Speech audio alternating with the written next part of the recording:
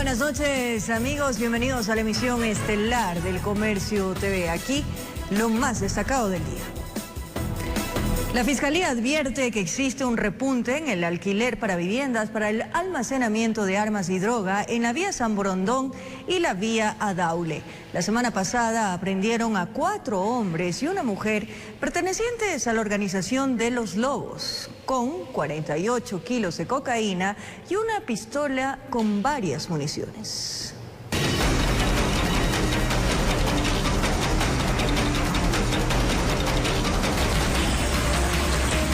De madrugada y con la policía afuera, pocas son las opciones para los ocupantes de una vivienda en vía San Borondón. Por eso le digo que ha ido en aumento esto, donde se utiliza viviendas y de San Borondón y la zona desconocida de Aurora, de Daule, también ha ido aumentando. 4 hombres y una mujer extranjera, entre ellos, alias Gordo Lucho, según la Fiscalía, militante de la agrupación delictiva Los Lobos. 3 detenciones por actividades ilícitas, robos, 3 detenciones. ¿Y los otros 3 sujetos? Hay una persona más que está detenida que también tiene antecedentes, asimismo 3 detenciones. Una pistola con sus municiones. La coca estaba por doquier. Un ambiente destinado para salas se encontró 45 kilos, que en resumen sería como 44.000 gramos de cocaína. Y en una habitación se encontró 5 paquetes que dan como en peso neto 3.900 gramos de cocaína también. La operación nacional dejó 10 detenidos en sendos allanamientos, acometidos en Quito y Quevedo. Esto es prácticamente una guerra entre el Estado, entre la sociedad ecuatoriana y los grupos de delincuencia organizada. Los otros 2 y la mujer venezolana no tenían antecedentes hasta el sol de hoy. Con cámara de Hilario Vera, informó Jorge Escobar. Mientras que en el sector de La Tolita, en la ciudad de Esmeraldas, agentes de la Brigada Anticriminal decomisaron armas de fuego, material explosivo y municiones de distinto calibre. El operativo policial no dejó detenidos. Con trabajos investigativos, la policía intenta dar una respuesta a las muertes violentas y a los altos índices de inseguridad en la ciudad de Esmeraldas. Seguimientos por varios días permitieron identificar un domicilio ubicado en el sector de La Tolita, donde se almacenaba un arsenal bélico. Se desarrolló un trabajo investigativo con el equipo de campo de la unidad, aplicando medios tecnológicos, técnicas especiales de investigación. El operativo policial dejó el decomiso de 60 tacos de dinamita, 4 granadas de mano, una escopeta, un fusil, pistola, 860 cartuchos de diferente calibre, alimentadoras y prendas similares a las que utilizan miembros de la policía. Se encontraban listos y cebados para ser utilizados. Únicamente tenían que ser encendidos, cuyo radio de acción sería de 150 a 200 metros a la redonda si son encendidos de manera unitaria. El nivel de riesgo que implica que un arsenal de armas, municiones y explosivos esté en manos de las bandas delincuenciales preocupa a la policía, más cuando entre el material sobresale la munición 7.62 que es utilizada por un francotirador. Esa es una munición especial de 170 grains que son utilizadas para fusiles de precisión. Todo será sometido a un análisis minucioso en el Departamento de Criminalística para determinar si fueron utilizadas en hechos delictivos, así como en muertes violentas. Las pericias técnicas nos van a permitir determinar si esta arma fue utilizada en los diferentes hechos violentos que se han realizado en la subzona y específicamente también si fue utilizada en el atentado criminal en el UPC La Huacharaca. Así también en San Lorenzo, operativo combinado entre Fuerzas Armadas y Policía permitió el decomiso de 2 armas de fuego, cartuchos y un teléfono celular. Un sospechoso de estar en custodia del material ilegal fue detenido. En Quito informó Iván Casamen. Varios sujetos asaltaron un carro blindado en el centro de Portoviejo, provincia de Manabí.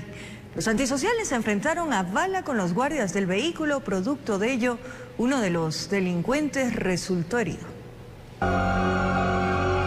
El cruce de balas entre delincuentes y guardias del blindado sucedió en plena avenida Paulo Emilio Macías, en el centro de Portoviejo. Los antisociales llegaron en motocicletas al lugar para robar el dinero que en ese momento era ingresado a la cooperativa de ahorro. Entonces vimos que ingresó 2 o 3 personas a someter a la custodia de la Telcol y ahí se llevaron el maletín. Al ver esa situación, uno de los guardias que se encontraban justamente en el vehículo blindado y quien actúa y realiza varias detonaciones en contra de los delincuentes. Durante los disparos, 2 sujetos resultaron heridos, uno en el abdomen y otro en la cabeza. El primero logró escapar con una mochila. Sin embargo, el último terminó en el pavimento ensangrentado. Existe un delincuente que se encuentra con una herida en la parte parietal en el cráneo. La policía asimismo persiguió por varias calles a los ocupantes de una motocicleta, vehículo que terminó abandonado en el sector de San Pablo. Allí, tras una serie de allanamientos, también se halló un fusil sustraído a los guardias en pleno atraco. Al momento aquí tenemos 2 armas de fuego, posiblemente de los delincuentes. Por el momento se continúa en la búsqueda de los participantes del robo, mientras que aún no se determina la cantidad de dinero sustraída. Informó Eric Zambrano. En el sur de Quito fue detenido un individuo investigado por ser el presunto autor de un crimen ocurrido hace más de 2 años. El sospechoso era menor de edad cuando se registró el hecho de sangre. El hecho de sangre se perpetró a finales del 2019. A esa fecha el sospechoso tenía 17 años. Por ser menor de edad, el trabajo investigativo estuvo a cargo de agentes de la DINAPEN, de la Unidad Nacional de Delitos Sexuales, sobre Paul, de 19 años de edad. Estaba vigente una boleta de captura. Poniéndole a órdenes de la autoridad competente y ingresándole al Centro de Adolescentes Infractores Virgilio Guerrero. Cuando el sospechoso circulaba por el sector de Quitumbe, los agentes policiales lo interceptaron. Estaba caminando hasta una institución educativa. Aparentemente se imaginó que su caso se quedó en el olvido, que podía seguir su vida sin contratiempos y buscaba terminar sus estudios. Por 2 meses se realizó varias diligencias investigativas, utilizando como fuentes humanas, fuentes tecnológicas. Lo que el hoy detenido de 19 años de edad no sabía o le hizo poco caso, considerando que el crimen sucedió hace más de 2 años, era la existencia de una boleta de captura que pesaba en su contra, emitida por un juez de la Unidad de Adolescentes Infractores. El hecho se da en una gresca callejera entre las personas y el hoy detenido victima al mayor de edad con un arma blanca. En este caso prevalece que cuando se registró el crimen en el que se le imputa su aparente autoría era menor de edad, entonces debe ser tratado y juzgado bajo esa condición. El hecho de que cuando cometió el delito era menor de edad, no se puede vulnerar los derechos por la edad. Entonces tiene que cumplir la sanción que le vaya a disponer la autoridad competente en el Centro de Adolescentes Infractores. De ser encontrado culpable, sería condenado máximo a 8 años de privación de la libertad y cumplir la condena en un Centro de Adolescentes Infractores. En Quito informó Iván Casamen. En otro tema, operativo de control de motocicletas permitió en el sector de La Marín decomisar un arma de fuego, mientras que un sujeto acusado de robarle el celular a un pasajero de la Ecovía fue capturado. Este individuo fue capturado en flagrancia, sorprendió a un pasajero de la Ecovía. A la víctima de robo le ingresó una llamada, sacó el celular, ni siquiera alcanzó a contestar. Quien iba a su lado le arranchó el equipo telefónico y salió de la unidad de transporte público. El tipo no me dio tiempo y me arrancha el teléfono. Como la puerta estuvo abierta, se salió y se dio a la fuga. Desesperado por su teléfono, intentó seguirlo, pero el supuesto arranchador era veloz. Aparecieron motorizados de la policía, pidió ayuda y en una persecución lograron la captura y recuperación del equipo telefónico. Se me escapaba, pero la policía, un trabajo efectivo. Le vieron correr al tipo y lo agarraron a una cuadra del sitio. El comandante del distrito, Manuel Azáen, señaló que los delitos de oportunidad están a la orden del día en el transporte público, de ahí que han implementado estrategias para frenar a los oportunistas. Ya vamos observando que el modus operandi ya va cambiando. Es decir, no necesariamente acuden a lo que es la vía pública, sino que ahora están utilizando los medios de transporte, donde ya estas personas se dedican a perfilar a sus posibles o potenciales víctimas. En otra acción policial, cuando revisaban a motorizados en el sector de La Marín, encontraron un arma de fuego tipo revólver que cargaba un supuesto guardia de seguridad. El hombre no tenía credencial, peor un permiso de porte. Queremos reforzar el trabajo de las empresas privadas legalmente constituidas. Es decir, lo que queremos es evitar que cualquier persona pueda utilizar algún tipo de uniforme, pero no esté legalmente registrado. La policía recalcó que el porte de armas está prohibido y quienes por sus labores deben cargar una o varias deben contar con el permiso respectivo, sea esta arma no letal. Entonces, lo que queremos es salvaguardar la integridad de las personas. Lo que buscan es bajar el nivel de inseguridad, delitos que al momento de sumar generan alarma en la comunidad. En Quito informó Iván Casamen. ¿Qué está pasando con el... Inició la semana y el hombre al parecer quiso ponerle fin a su sufrimiento. Una alerta del ECU 911 hizo que la policía y el cuerpo de bomberos se acerquen a la zona a constatar la novedad. Una persona de sexo masculino, aproximadamente unos 30 años. No tenemos datos, no hay ningún nombre. Un sujeto de aproximadamente 30 años se habría lanzado al precipicio. Operadores del ECU alertaron del hecho. Los detalles más adelante.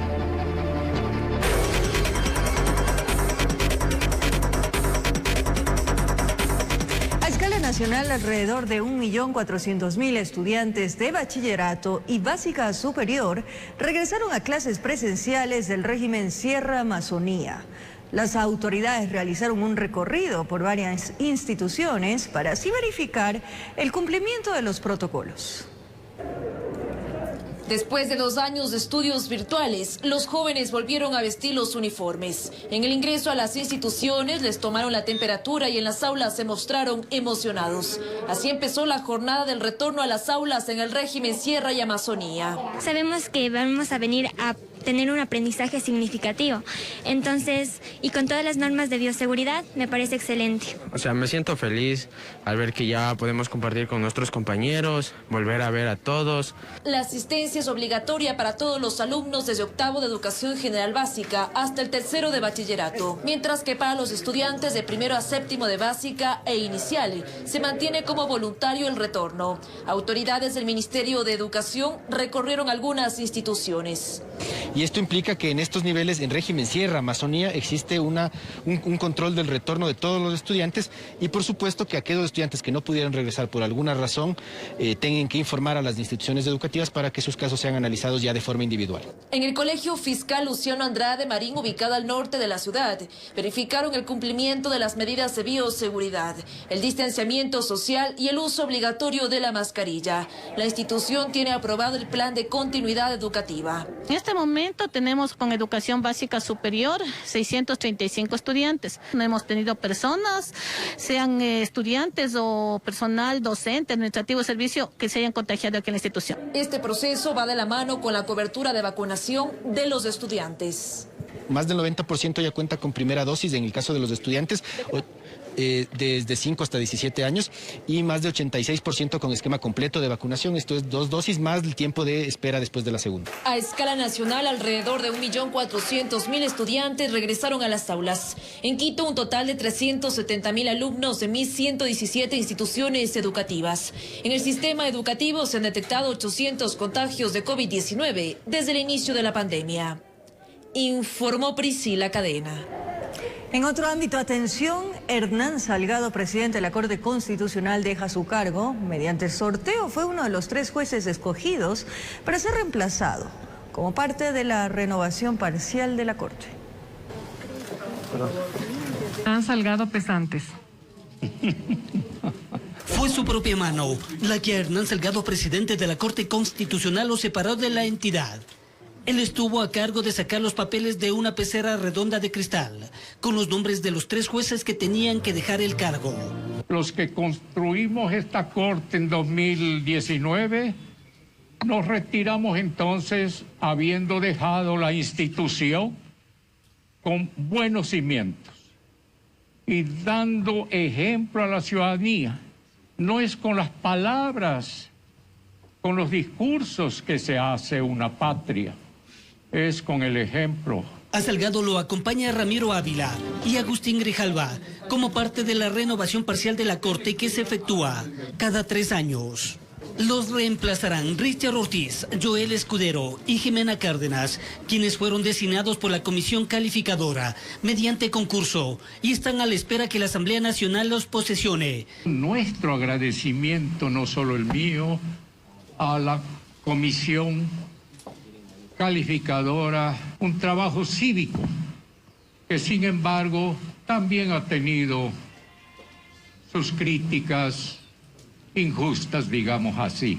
En medio de esto, el presidente saliente envió un mensaje al Consejo de Participación Ciudadana y Control Social. Que se aleje de esas discordias. Eso no hace bien al país.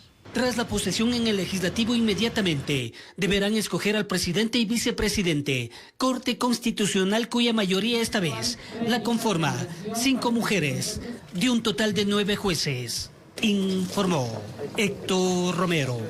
Jueces de la Corte Nacional de Justicia avalan la designación de Fausto Murillo como presidente encargado del Consejo de la Judicatura, con quien suman esfuerzos para exigir al gobierno nacional la designación de recursos económicos.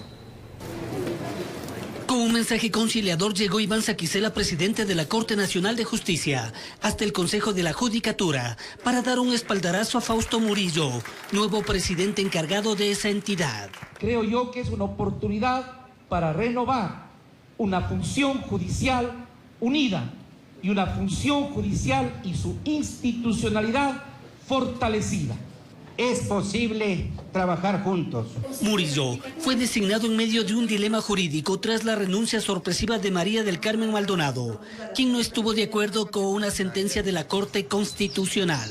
No nos compete como Corte Nacional, ni a mí como representante de la función judicial del Ecuador, entrar en discrepancias respecto de las resoluciones adoptadas en el Consejo de la Judicatura. Es una muestra de la conformidad que tiene la Corte Nacional de Justicia con lo actuado por el Pleno del Consejo de la Judicatura. Superados ciertos desacuerdos, demandando la atención del Ejecutivo. Hacer una petición al señor Ministro de Finanzas para que tengamos una reunión técnica y que se den los recursos que necesita la función judicial del Ecuador para cumplir nuestro rol.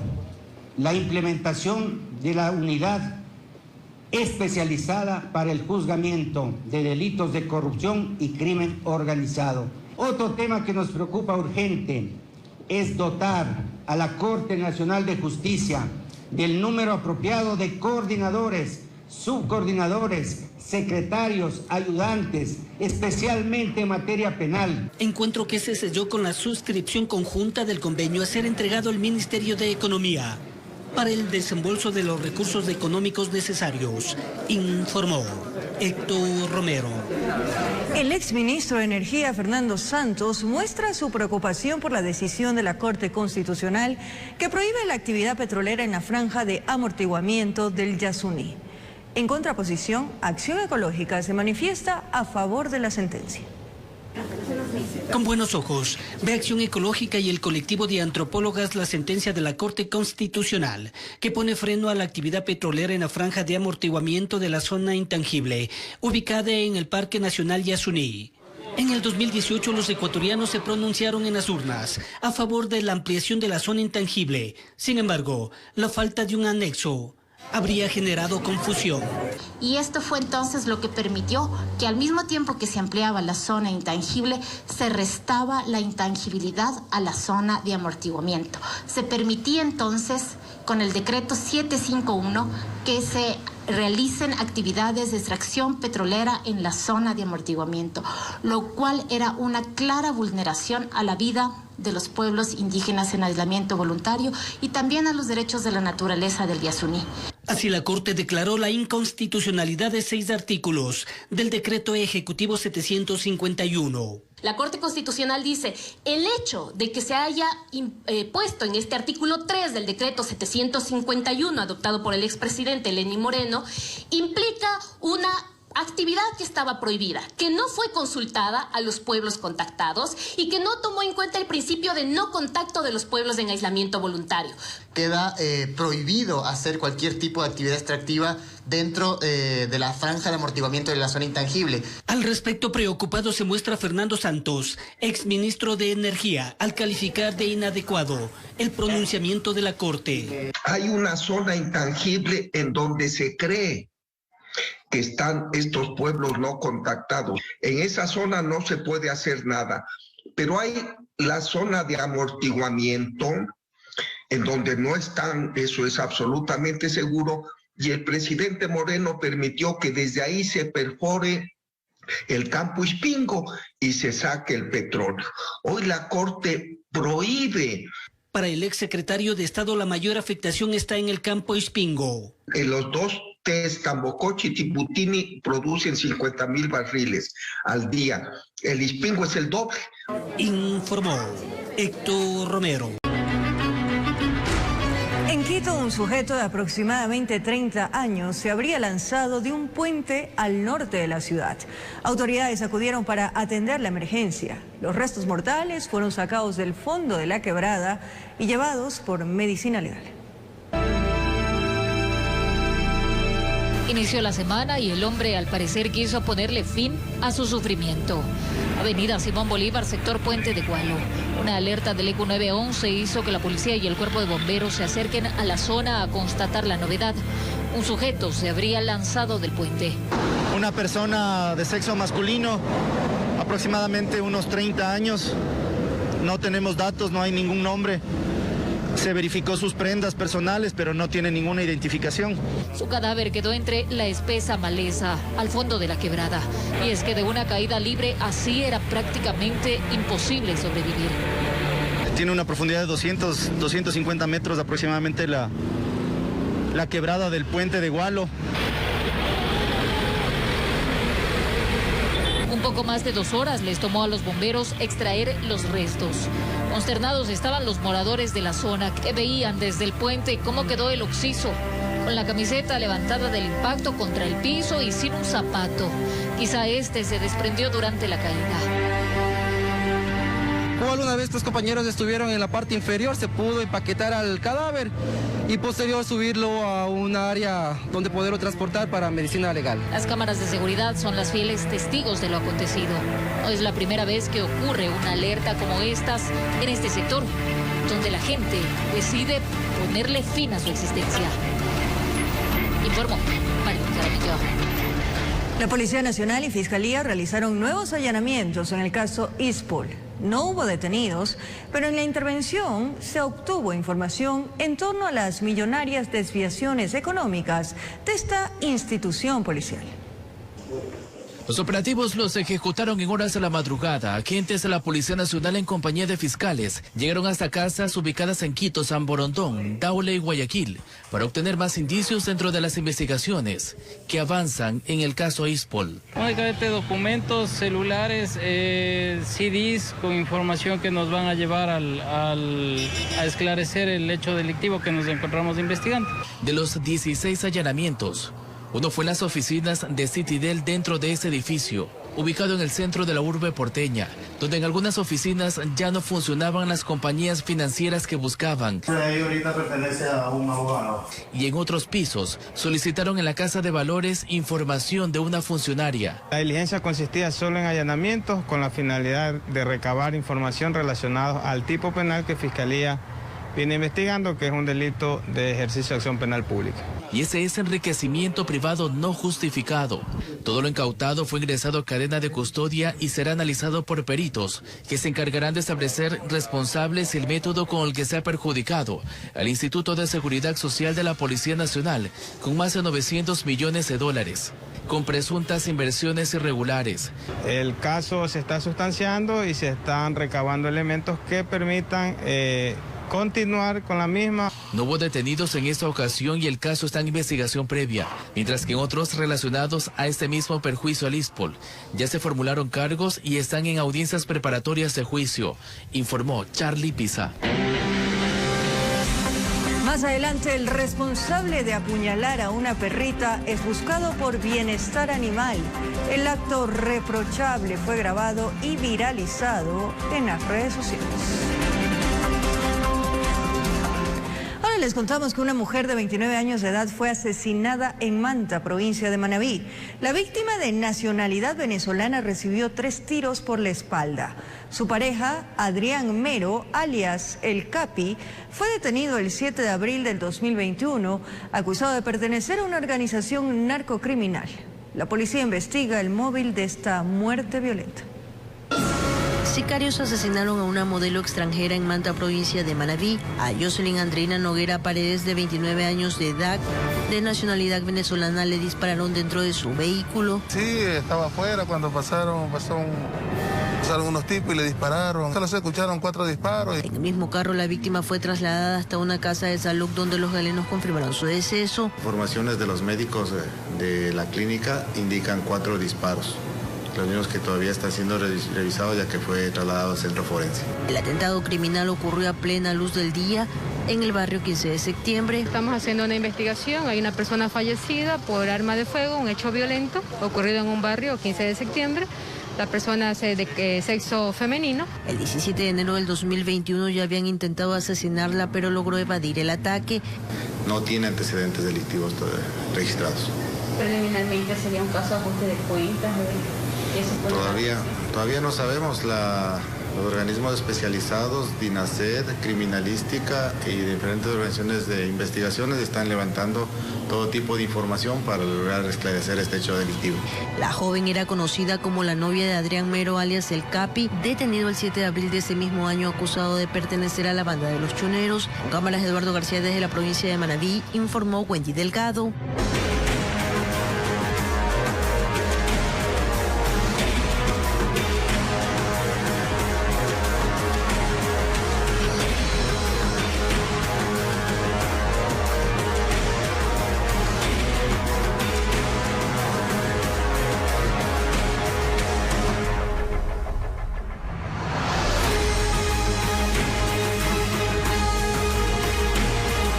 Familias enteras han perdido sus bienes y enseres. La vialidad en Cotopaxi, tras los fuertes aguaceros, está seriamente afectada.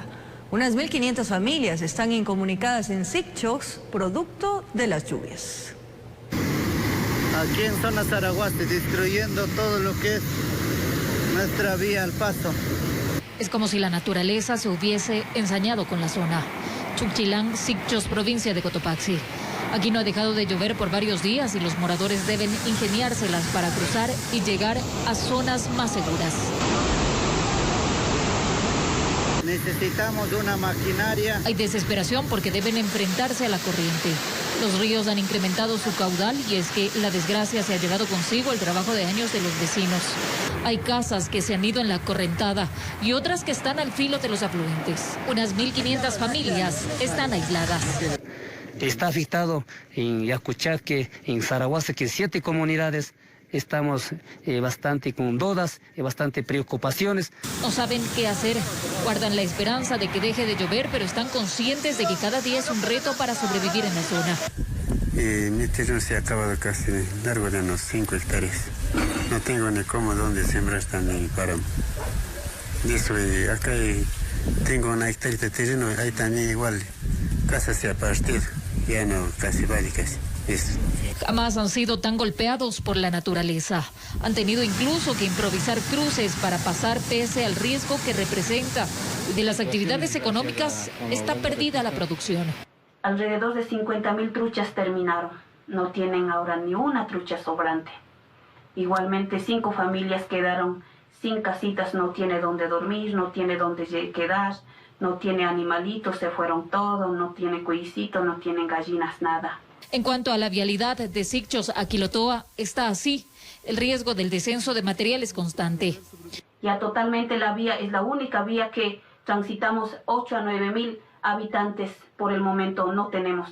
Estamos solamente haciendo minga. Las comunidades que pertenecemos. Piden la intervención de las autoridades, pues no saben hasta cuándo duren las lluvias y cuándo se puedan habilitar las vías para salir a los poblados. Informó Marín Caramillo.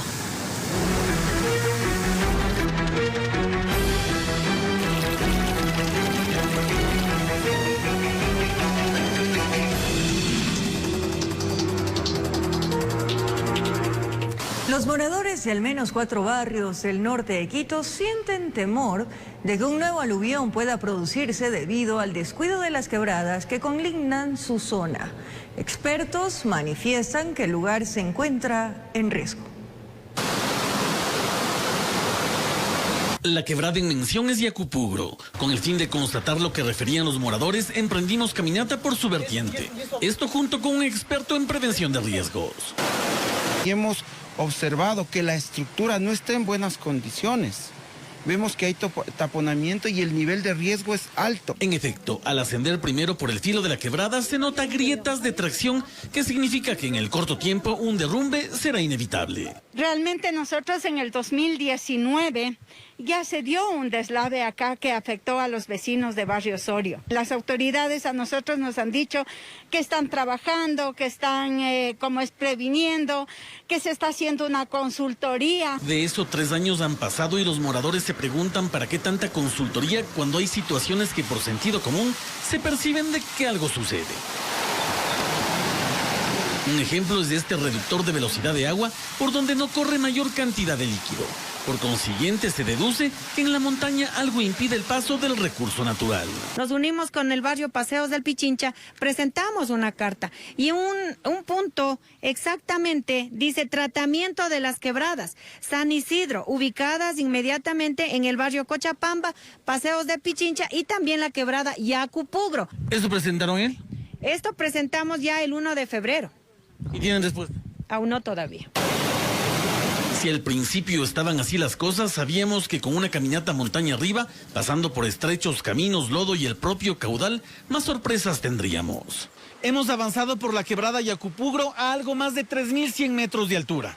Como ustedes ven, estamos en una zona de alto riesgo, donde según los especialistas en cualquier momento podría suceder un aluvión similar al de la Gasca.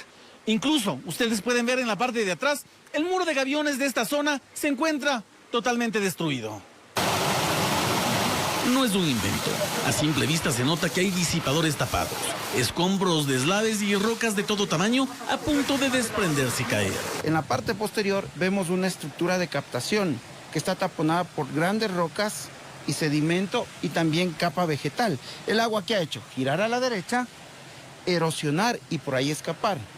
De continuar las lluvias hacia arriba en las faldas del volcán Ruco Pichincha, esto generaría un gran flujo de lodo arrastrando estas grandes rocas, árboles y generando posiblemente una gran emergencia similar a la Gasca. Situaciones que preocupan, por lo que los moradores exigen a las autoridades que además del sobrevuelo de drones y avistamiento del terreno en helicóptero, caminen por las quebradas, pues solo ahí tendrán una idea clara del terreno y sus complicaciones. Con imágenes de Jorge Albuja, informó Javier Rosero.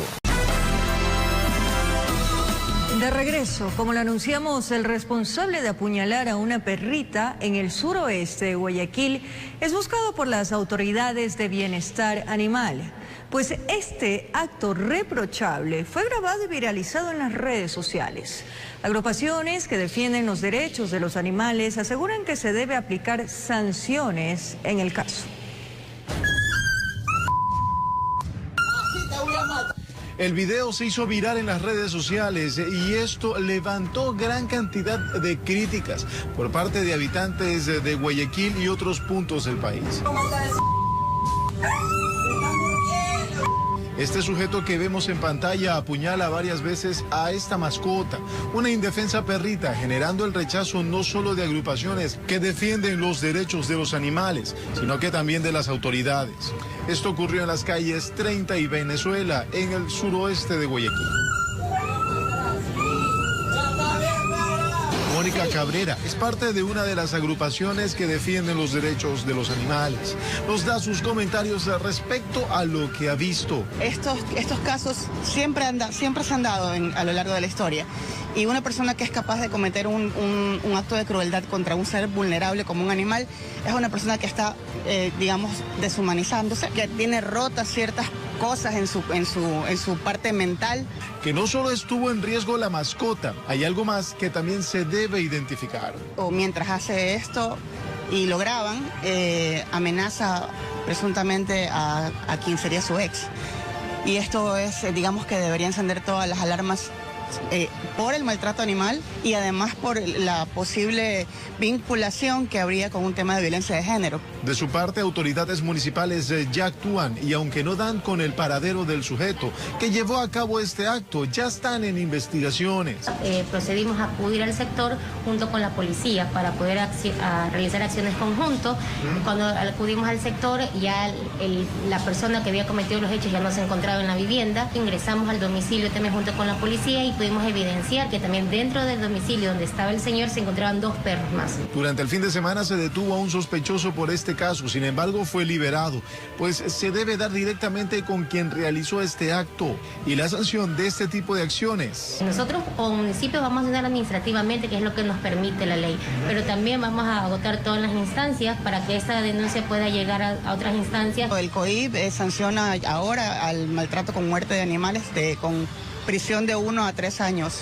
Informó Julio César Saor.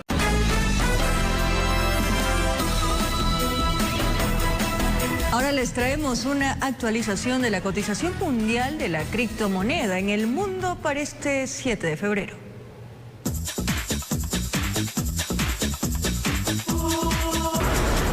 Así figuran las criptomonedas más importantes en el mercado digital, liderado por el Bitcoin, que tiene un valor de $42.684.9 estadounidenses, y seguido de Ethereum, Tether, BNB y USD Coin.